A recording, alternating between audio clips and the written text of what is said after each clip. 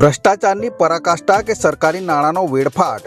સુરતના મહુવા તાલુકાના કાની ગામે વિકાસના કામમાં લોલમ લોલનો વધુ એક પુરાવો સામે આવ્યો છે।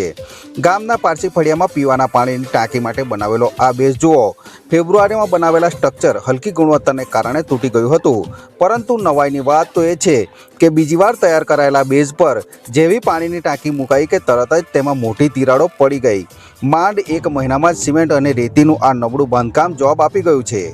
30 પરિવારોની સુવિધા માટે લાખોનો ખર્ચ થયો, પણ એજન્સીએ માત્ર વેઠ ઉતારી હોય તેવું સ્પષ્ટ દેખાય છે।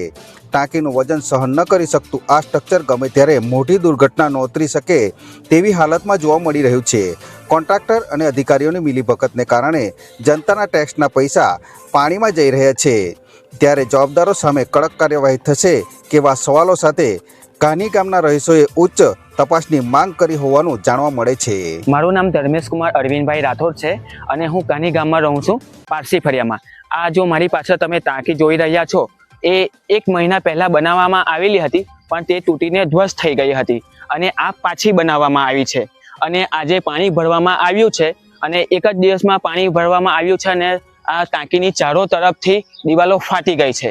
અને તંત્ર અને સરપંચની બેદરકારી તમે જુઓ કે ટાંકી ફાટી ગઈ છે તો છતાં આમાં સિમેન્ટ પૂરીને દરાડો પૂરી દેવામાં આવી છે।